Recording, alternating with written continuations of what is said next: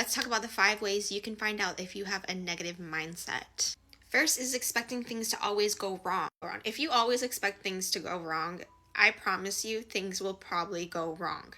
You have to put out into the universe what you want to bring in. So, if you want good things to happen to you, you have to think positively.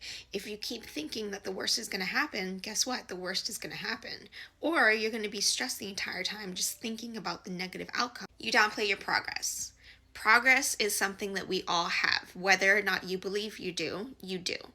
So take some time, sit down, and think about all the things that you've been doing in the past few years, all the progress that you've made, and everything that you can do in the future to continue making more progress.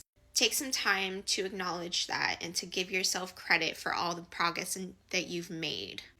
Replay negative situations. If you constantly replay negative situations, you're constantly going to be in a bad mood. You're always going to be sad. You're always going to be in your head. You're always going to be overthinking if you're constantly thinking about the past. Stop thinking about the past and all the bad things that happened to you. Stop talking about all the bad things that happened to you.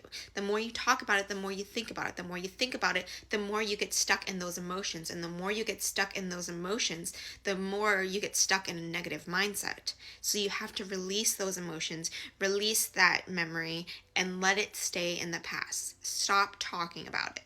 Struggle to see possibilities and you only see problems. You have to try your best to look at the bright side. Always think of best case scenario. Next time that something happens and you want to think about the future, start thinking about the good things. Start thinking about what good can happen and what will happen start thinking to yourself, what happens if everything works out? Just start asking yourself that. What if everything works out? Actually answer the question, what if everything works out? And then you start realizing over time that there is a possibility for things to work out. Compare yourself. If you're constantly comparing yourself to other people, you might have a negative mindset. Stop comparing yourself. Comparing yourself to other people and just focus on you. So those are some ways that you might know that you have a negative mindset.